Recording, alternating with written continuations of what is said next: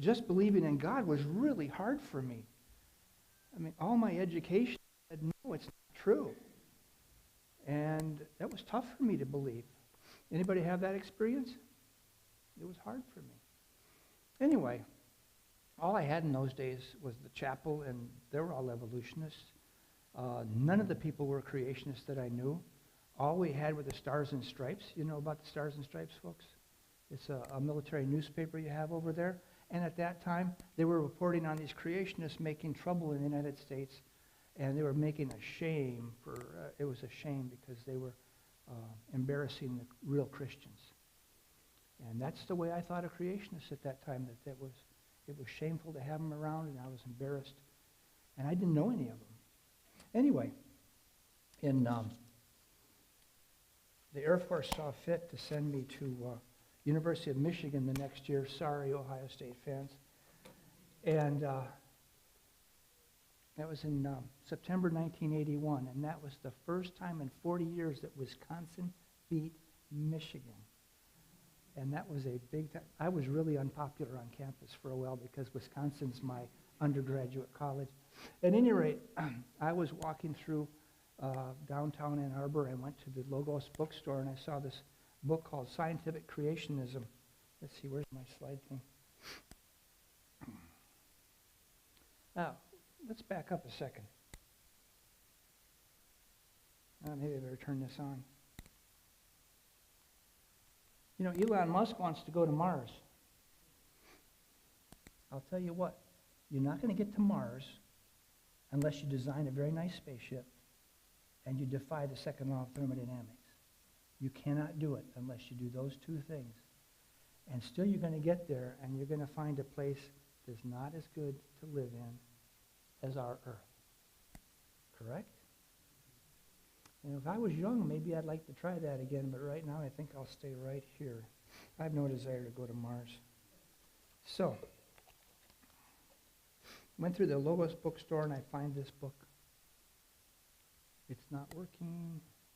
Flip the next slide there. Is anybody back there? I guess I'm too far away. It worked for a while.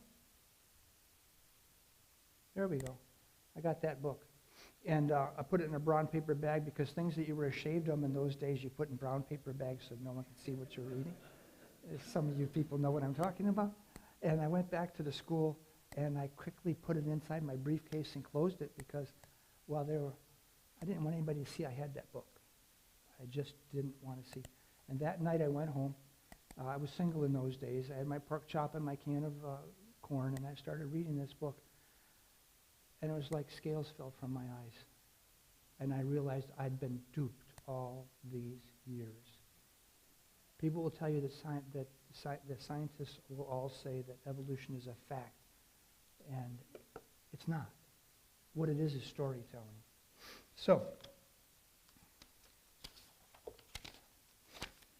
we're going to talk about the basics of creation science tonight. Come on. But before we get into that, you know there are only two worldviews, right? If you can give me a third worldview, I'll certainly listen, but either God's always existed or matter's always existed. Those are the only two choices. And evolution for some people is like a faith. And we're talking about the atheists now. There's a quote from 77. You say, oh, it's kind of dated, but it's really what they believed then. I can show you quotes from 1920s. I can show you quotes from this period that we have. But the theory of evolution, it says, forms a satisfactory faith on which to base our interpretation of nature. And I've met Duane Gish. You ever heard of him? He used to debate the evolutionists, and he'd make a mockery of them sometimes because they couldn't answer his solid science. And Duane Gish said of evolutionists, they're just like Christians. The Bible says it, I believe it, that settles it. But when it came to evolution, they say, Darwin said it, I believe it, that settles it. And they can get hostile if their worldview is challenged. I've got 3 college degrees. I'm not bragging.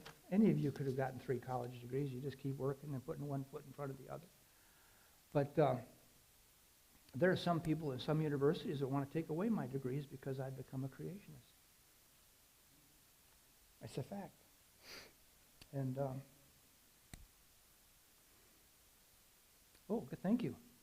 And this is a quote from Isaac Asimov. Anybody ever hear him? He was actually a biochemist at New York. And he said the following: with creationism in the saddle, American science will raise a generation of ignoramuses ill-equipped to run the industry of tomorrow, much less to generate the new advances of the days after tomorrow. Now, Isaac Asimov is dead, but I trust if he had a toothache, he wouldn't mind me seeing me, but he would consider me an ignoramus today. But this is a common view. They have a lot of hostility toward creation and Christians and stuff like that. But I'm here to tell you that origins has nothing to do with creating something.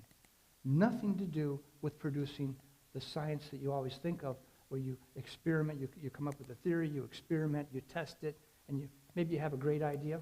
I went and looked, just for the heck of it, and found out where most of the patents are made. Are they made from universities? In these research departments, in these evolutionary indoctrination centers? No. You know who most patents come from? People, just like you and me. They get a great idea, they work in their basement and in their garage, and they develop it. And second most is corporations. Corporations hire people to develop things so they can beat their competition. It doesn't come from the universities. That doesn't mean that good ideas don't come from universities. That doesn't mean that the patents don't come from it. I'm just saying that it doesn't always.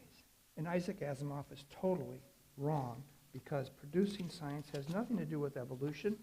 And the people that came up with the scientific method, well, they weren't atheists. They were all Christians, every single one of them. And yet, we're accused of being unscientific. And that hostility has not changed. Let's get this next slide up. See if I can do it. This is about the Creation Museum that's up in up near Cincinnati, the Queen City. Anybody ever been there? Yeah. Pretty lousy place, isn't it? Gee whiz. Said the so-called Creation Museum is an institutionalization of a lie. They really believe that. They really believe that. Let's drop down a line or so. It's not about religion, it's about scientific fraud. They're accusing creationists of being fraudulent in our ideas. The next one, after rejection by the scientific community and the courts, the religious right has spent $27 million. It's our money. What's your problem? On the disinformation campaign that lies to children about how our Earth and species evolved. This systematic undermining of science education has dangerous consequences for our nation's future. Never mind that history tells them, if they look at history, the scientific method came from Christians. The early scientists were all Christians, every single one of them. And they're going to say, we're going to undermine it? Well, that's why they want your children, folks. And they go to those indoctrination centers called public schools and public universities, and they teach them things that are contrary to the Christian faith and contrary to logic as well. So, I'll give you one example of that, although there are many examples of anti-Christian bias and anti-creationist bias. Here's one. We'll go back to the quote from Isaac Asimov. And anybody here ever have an MRI? You know, they used to do a lot of exploratory surgery. Let's see what's wrong with you. They'd open up your guts and they'd look around. Oh, there's nothing there. They close you back up. And you were 6 weeks in pain. But with the MRI, they can look inside your tissues using magnetic resonance. The guy that invented the concept and invented it and developed the machine was a Christian creationist named Damadian. He's passed now. But the Nobel Prize for the MRI machine was given to 2 evolutionists, not him that created it. Okay, how about that? You didn't know that, did you? He was denied the Nobel Prize. So, of course, that's academia for you. And I have to tell you that I don't always think that much of academia. But the thing is, the church has bought it too. When you have all those distinguished scientists with all those PhDs behind them telling you that something is a fact, don't know anything about geology, anthropology, paleontology, you're not an expert in any of those things, biochemistry and the rest, you tend to accept their opinions. And unfortunately, they've adjusted biblical doctrine to fit it. But it's not true. And does it mean that these people, the day-agers and the gap theorists and the theistic evolutionists and the progressive creationists, are they all wrong? Yes, they're all wrong. Does it mean they're not Christians? No, they're Christians. They're just not consistent. They're just not consistent. And they make excuses like the Genesis is a book of poetry. It's not. It's a book of history. It's prose. Anyway, can you trust the scientists? I'm going through this. They just accused us of promoting lies and fraud.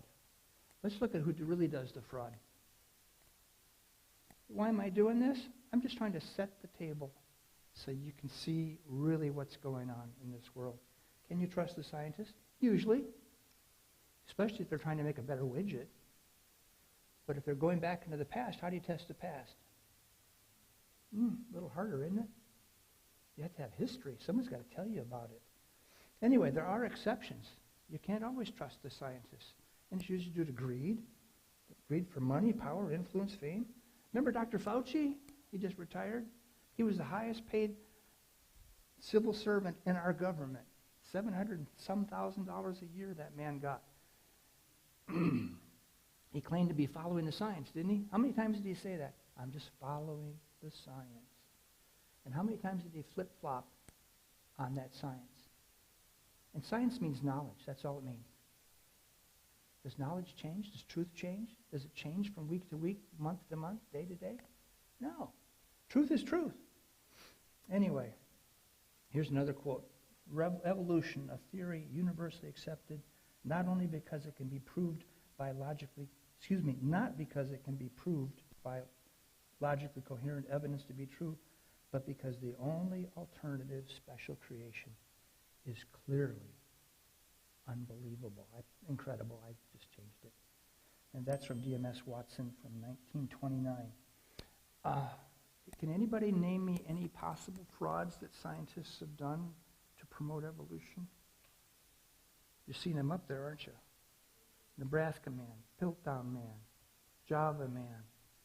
The man that found Eugene Dubois found it in Java, and he hid the bones under his house for decades. Because if they'd have found it, they'd have found he had an orangutan skull and a jawbone of a human. He just mixed them up. He lied.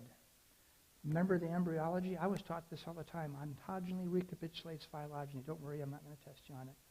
It just means that our embryos, as they went through development to become a human baby, you went through all your evolutionary stages.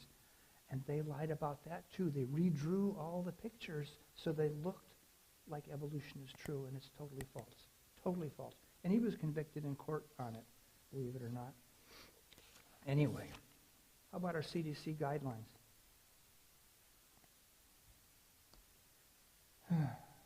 We've lived with COVID for two and some years. The people that would listen to me, I was a colonel in the Air Force. Am I still a colonel? I'm retired for so many years, it's ridiculous. I got to meet these people as a dentist in the Air Force. I met some of these infection control people, and I never met one I could trust. I remember sitting down with the infection control officer of the Air Force, and this is a guy I've been out to dinner with several times.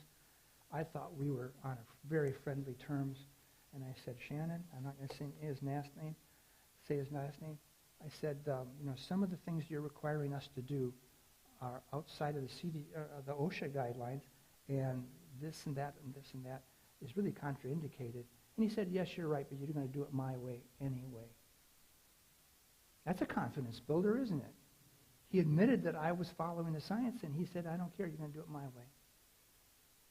Isn't that what Dr. Fauci said? You're going to do it my way. Isn't that what the CDC said? You can go on the CDC website, and you can find all kinds of papers that contradict everything that they required of you. And they published them. They don't follow their own science. Anyway, Dr. Robert Malone, who helped develop the messenger RNA technology for the vaccines, and he's very against these vaccines, very, very much against them. He said, so at a minimum, the effectiveness in preventing the hospitalization of death does not appear to be aligned with the official policy position. That's not what they told you a couple of years ago, was it? It's a shocker. Just last week, the top Biden doctor went out and came out in public and said, masks don't work. I knew that all along. Why did I know that? There was a CDC paper published in 2020 in May that said masks don't work. And what did they do? They made you wear masks. Oh, well. So who's telling the lies? Okay. You ever read these books? All books on fraud in science. Most of the frauds in science are committed by physicians. I hate to tell you that. That's because there's a lot of money in drugs. Almost nobody remembers back in early 1973 or so, there was a doctor named Summerline.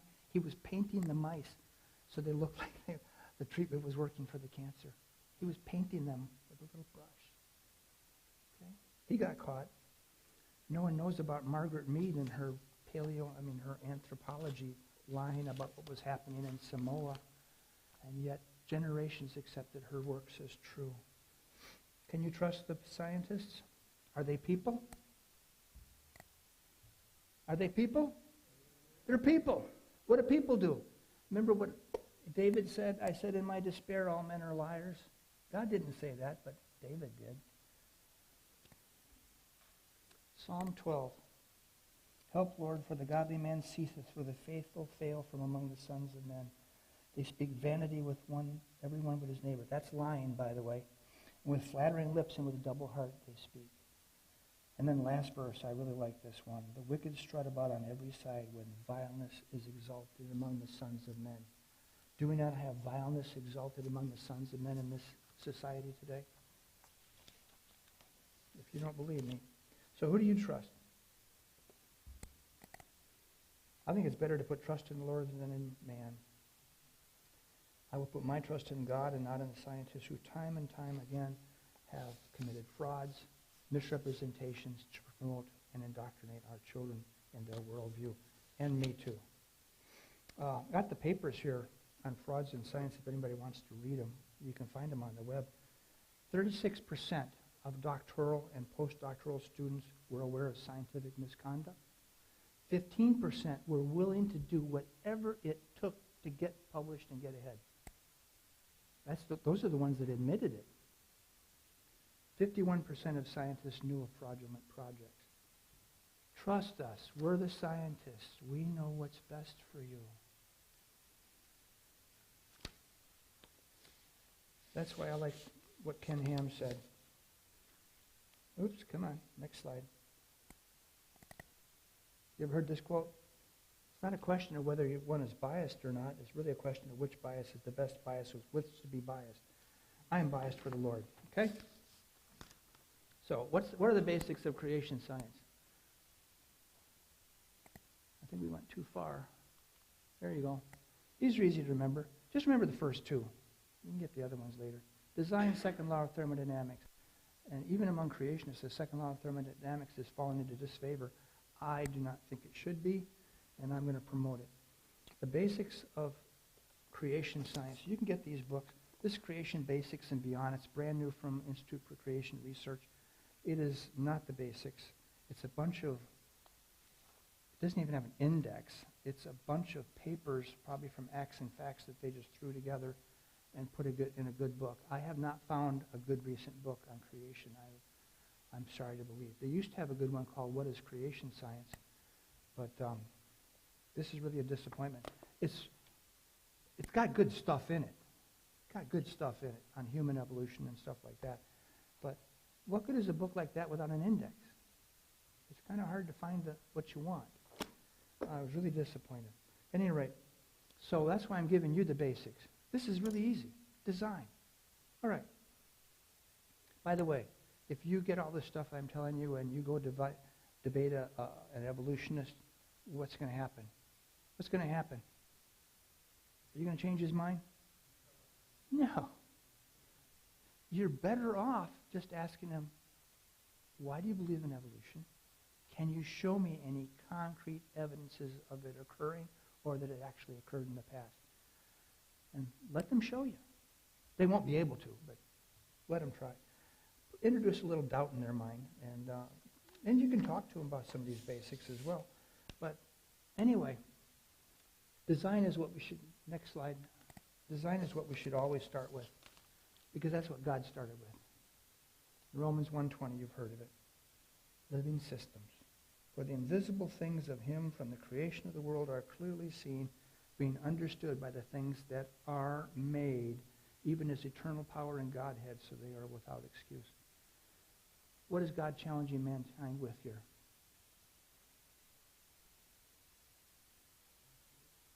Can you make it?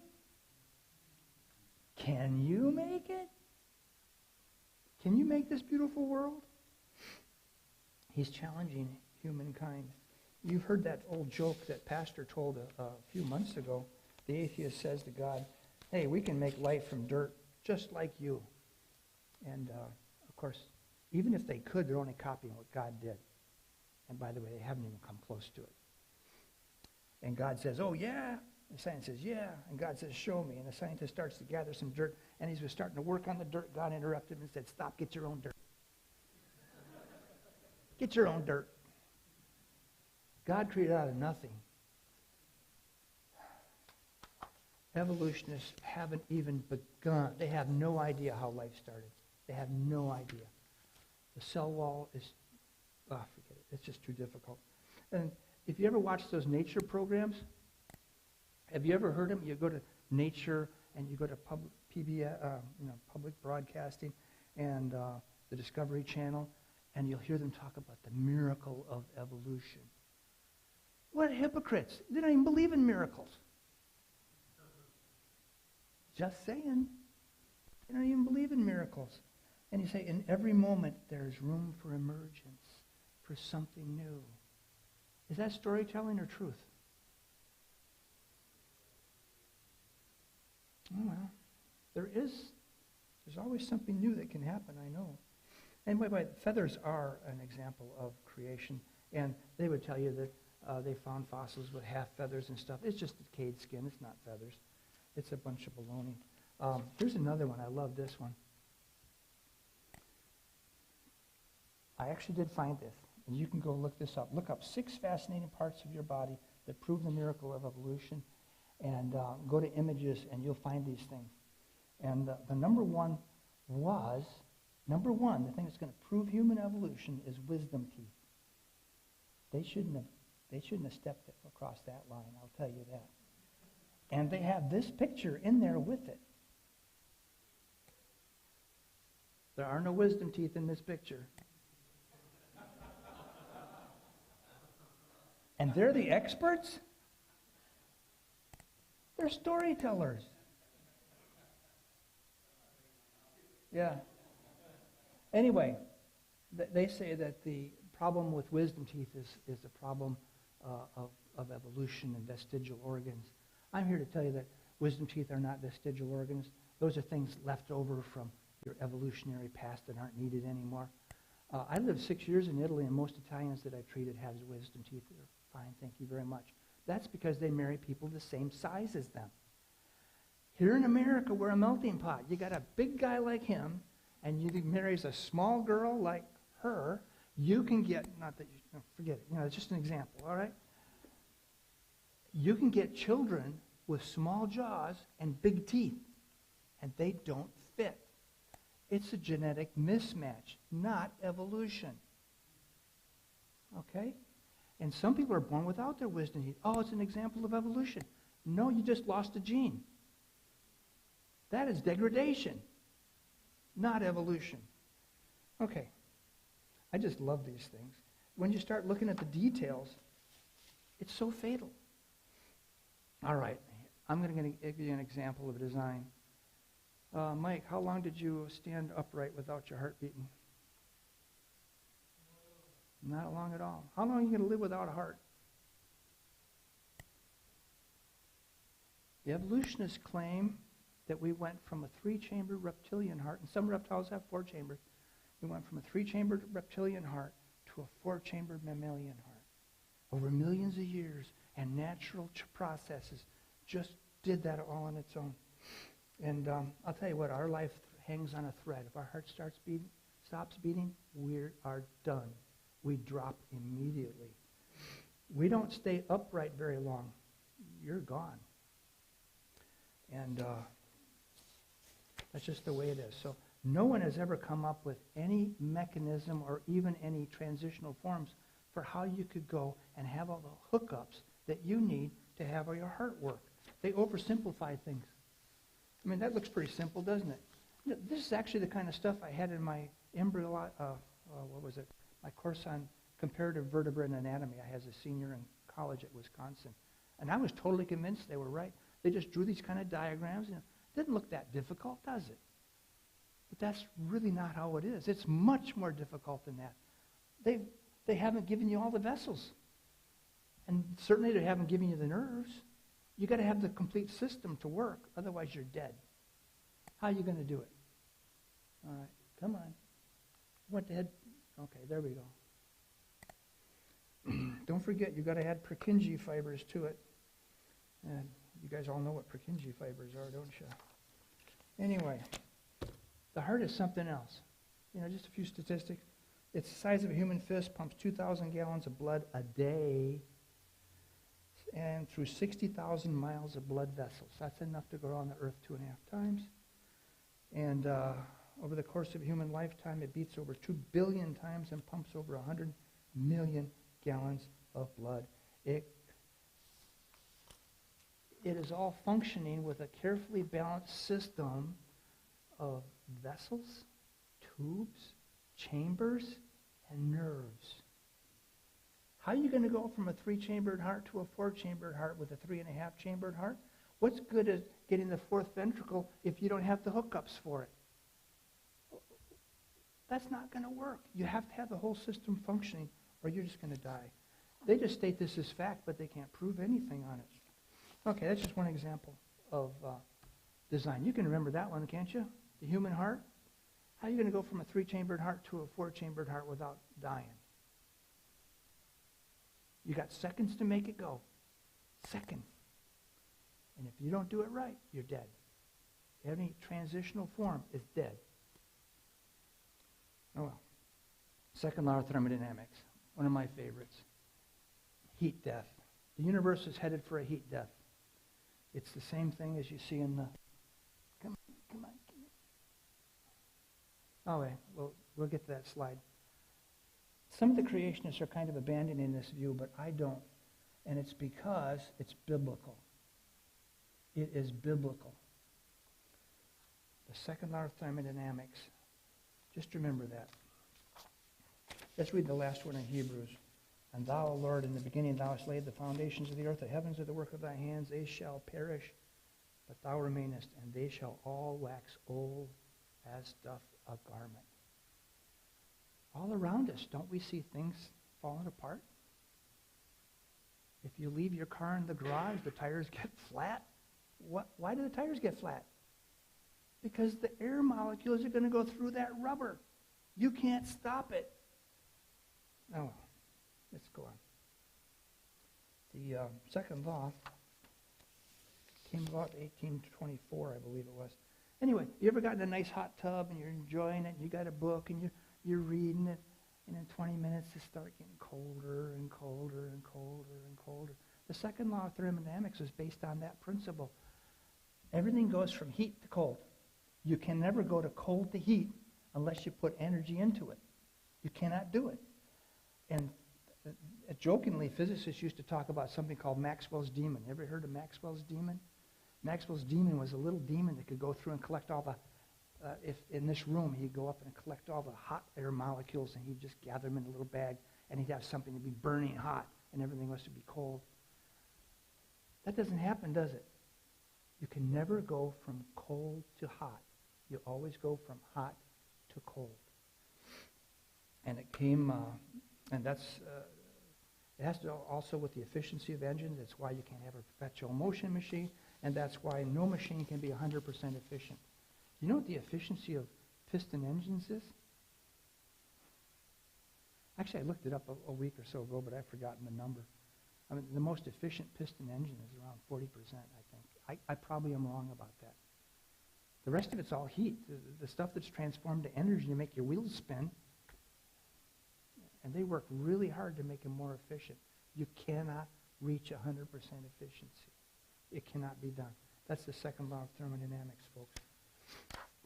And, all right. And the second law of thermodynamics can only be reversed if your mom tells you to clean your room. You gotta, to reverse the second law of thermodynamics, you gotta put work into it, and energy, and something else. Intelligence. It's gotta be guided. That's why it talks about creation. God talks about things wearing out. That's what we see, isn't it? Things wear out. They fall apart. Now, some of the creationists, anyway, if evolution is true, now this is, I was thinking of it in terms of a procreation type of evidence, but if evolution is true, shouldn't things be getting better in our world? Are they? Okay. And I shouldn't have used this slide because I'd had to define entropy and stuff like that. Anyway, let's just say if evolution is true, things should be getting better and better and better. And that's not what we see in the earth. It's not what we see in the heavens. It's not what we see in chemical reactions. It's not what we see in anything. The evolutionists argue that that's only in a closed system versus an open system. I don't care if you have an open system or a closed system. The second law still applies because God put it in there. And the only way to reverse it is through an open system with energy, work, and intelligence. It's the only way to reverse it. So, all observations in our world show decline. So, if you want to believe this, you can just go right ahead and believe it. Okay? I'm not going to. All right. This is what one of the creationists, I was wondering why you couldn't find it. You cannot find anything on the second law in this book. I was very disappointed. Can't find anything on it. I did find a quote on the Answers in Genesis site, and he said, unfortunately, this is the quote. Here we go. Not all discussions of the second law of thermodynamics and biological evolution from a creation perspective has been as well thought out and presented as they ought to have been. Yeah, some people, they look at a building that's falling apart and they say it's second law of thermodynamics. And the evolutionists say, no, it's just weather. And well, it's still the same thing. So perhaps we did use that a little bit just for humor.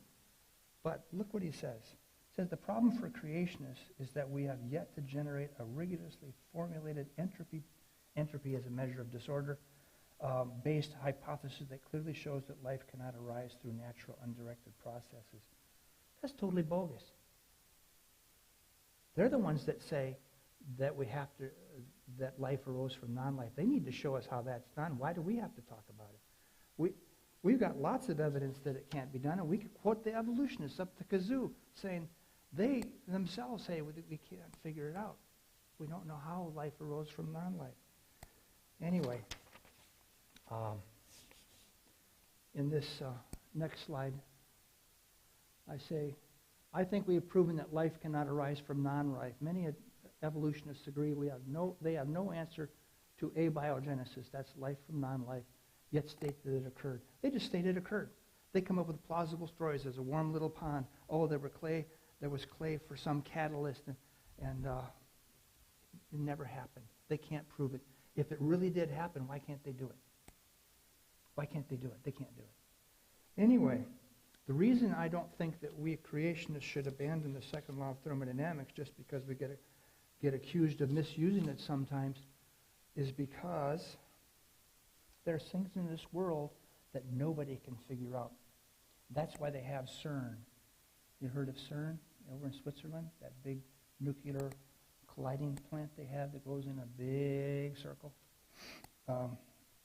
They're trying to figure out the gut theory called the grand unifying theory. And they're trying to figure out how the small electromagnetic thing fits with gravity and all. You know what I'm saying? With all our equations that describe gravity All our equations that describe how to use electricity and know our knowledge of electricity and our knowledge of magnetism and our equations, we still don't know how it occurs. We can measure it, we can use it, we can even define it, but nobody knows why it's there. That's why the scientists are desperate to find the grand unifying theory that they can put it all together. They aren't going to find it because it's in the Bible. All right. Did I go? All right. Are you changing slides too far? I think so. Bring me back. Go backwards. Okay. Stop. There you go. Did the second law of thermodynamics exist in the original creation? Yes, it did. I believe it did anyway. That's why he said that in Hebrews. They shall perish, but they will all wax old as a garment. So how could Adam and Eve live forever? Well, I'll tell you how. You can still have the second law of thermodynamics. And guess what? The Bible says God, Jesus, holds everything together. In him, all things consist. He's the grand unifying theory, guys. Of course, they aren't going to accept that. God has an answer. He is the grand unifying theory. For by him all things were created. He is before all things, and by him all things consist. That's King James. I looked at the NSV and ASV. He said, he's before all things, and all things, in him all things hold together. So, if God wanted Adam and Eve to live forever, as he originally planned, no problem. He would just keep making sure that our DNA would never have errors, and they would always replicate properly. That's one of the reasons we grow old. Nobody knows why we grow old, but God is part of the curse. But one of the thoughts is that our DNA is not quite reproducing as well as it should. And we start having little errors in it. Anyway. Next slide. No, that's too far. Too far. Go back. Man, you can push those buttons good. Oh, keep going. There you go. God can do anything with the second law he wants to, and the curse is the second law of thermodynamics gone crazy. He made it worse. That's what I think. Well, that's why I, as a creationist, don't want to give up on the second law of thermodynamics, because they have nothing. They have nothing. They can't put their theories together, so why are we having to put a theory together for entropy? Nobody can explain that. Why do things go from hot to cold? We don't know. We just know it happens. But knowing it happens doesn't explain the why, does it? Anyway, the next basic of creation science is the worldwide flood. Did the flood happen? Yes, it did. Here we go. This is what Ken Ham said. Hey, if there was a worldwide flood, what would you expect to see? How about billions of dead things buried in sediment all over the world? And that's what you find. That's what you find. It shows incompletely formed, it forms complete. Sometimes I have trouble speaking. It shows completely formed creatures while evolution demands intermediate creatures, half creatures, quarter creatures, three-quarter creatures. The fossil record is not a record of development, it's a record of death. It's not a record of evolution, it's a record of extinction. It's things getting worse and worse. Okay. Jesus believed in the worldwide flood. If you believe Jesus died for your sins, well, if he said, I'm the way, the truth, and the life, and no one comes to the Father but by me, but you don't believe this saying of Jesus, well, how can you believe one and not the other? For as in the days that were before the flood, he believed in the flood, they were eating and drinking and marrying and giving in marriage, etc., etc., etc. Just saying, Jesus believed in the flood. And most evolutionists that are Christians do not believe in a worldwide flood. I think they're wrong. If the flood really occurred, do you think we'd have a history of it? Just saying.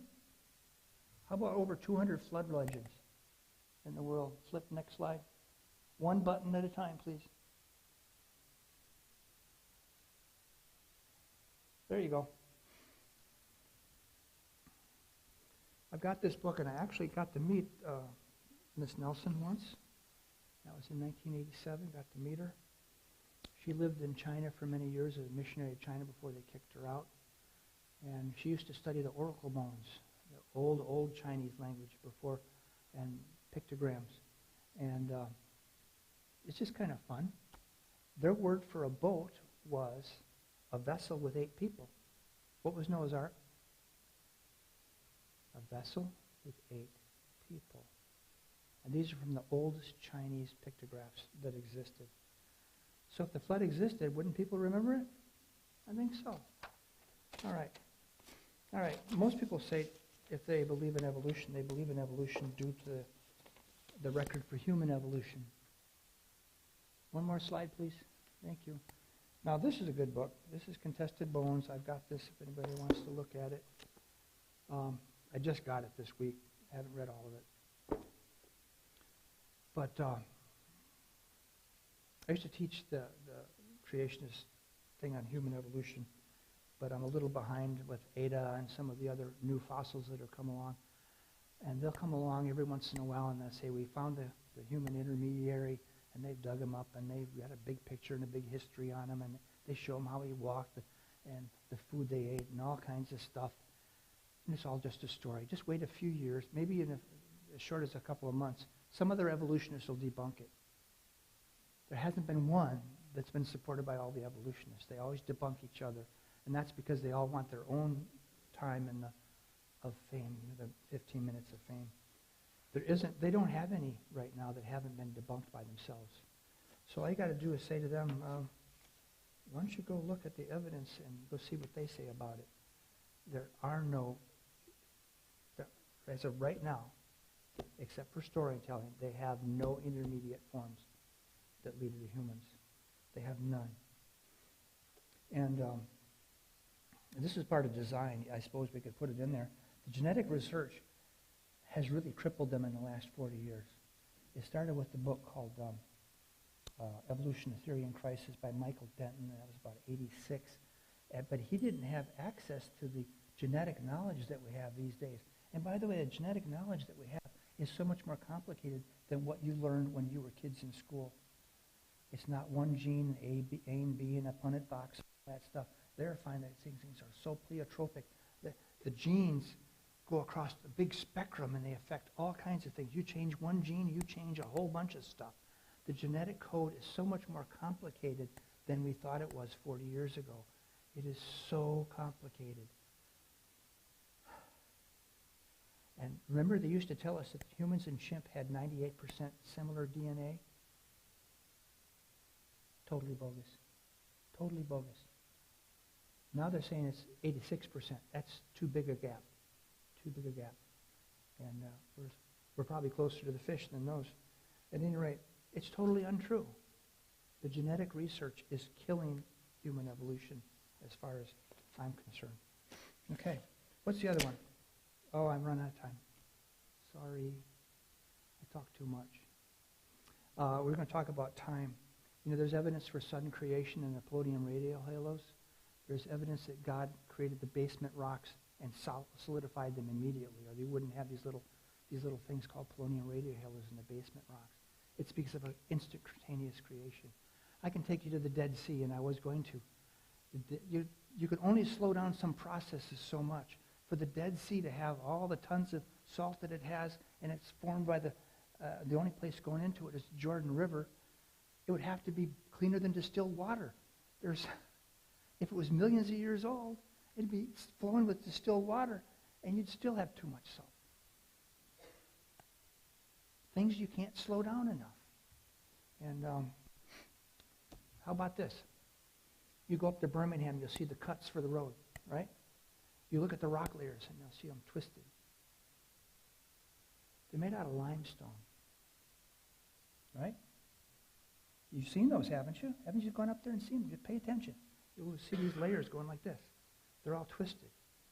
You could do that with granite because granite flows. You can go to tombstones Old England, been 1,000 years old. They're starting to droop a little bit. No, they made them nice and square, but granite's more of a glass type of thing. It'll flow, but not limestone. You put it under pressure, deformation, it crumbles. I'm a dentist. I know these things. I deal with limestone all the time. It's called stone and plaster and stuff like that. Okay? You cannot deform that stuff. It doesn't matter what time you've got. So, all those layers that are all folded had to be folded before they were set. Okay? Not millions of years of slowly moving up. And no, they had to be moved up quickly while they were still muddy and soft, and then they set. Interesting. Evidence for a younger Earth. Short time frames. I did have another one up there. I guess we don't have time. Collagen degradation in soft tissue. They've got all these fossils. They never looked for soft tissue in the fossils they found. They started looking, and they're finding it everywhere. Collagen, which is what makes up your skin and all that stuff, has a degradation time. What is it called? If you had an isotope, what do you call it? Isotope, what do you call it? I'm forgetting the name. At any rate, I'll think of it sooner or later. Talking way too much. I'm going to remember the word, or I'm going to find it. It's decay. It is got a decay rate. And the collagen decay rate, you can't have soft tissue inside these bones and have them 65 million years old. It cannot happen. It cannot exist. And some of the other things that they found in soft tissue isn't just collagen. Some of it's red blood cells. Those things flip apart right away. I mean, we're talking about days, not years. There's some processes you cannot slow down enough to accommodate millions or billions of years. So evolution isn't true. Creation is true. So I hope that you've learned a little something. I'm sorry to keep you so long. I did have some more, but that's the way it goes. Thank you for coming. Any questions? I thought he didn't have enough material. Hello.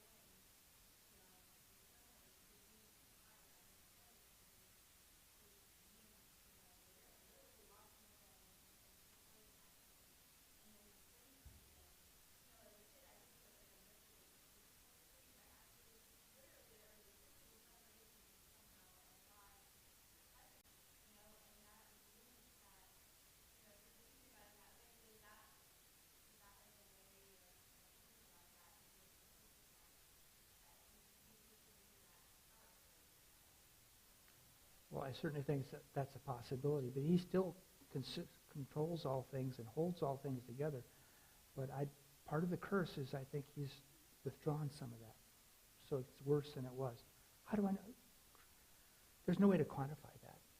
I have no real answer for it. I just know that the second law exists and creation has got to be true because even in human life forms, we've degraded through the years.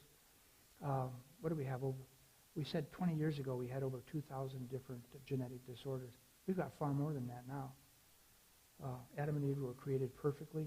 People used to live 1,000 years before the flood.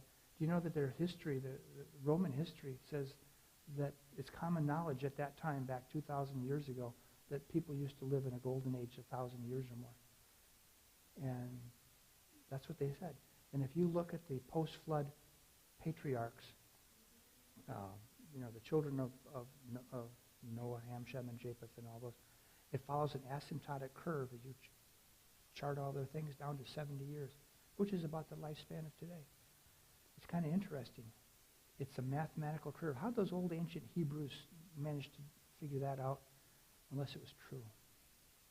Unless it was true. Anyway, I'm talking way too much. I guess you're dismissed, I guess. Thank you.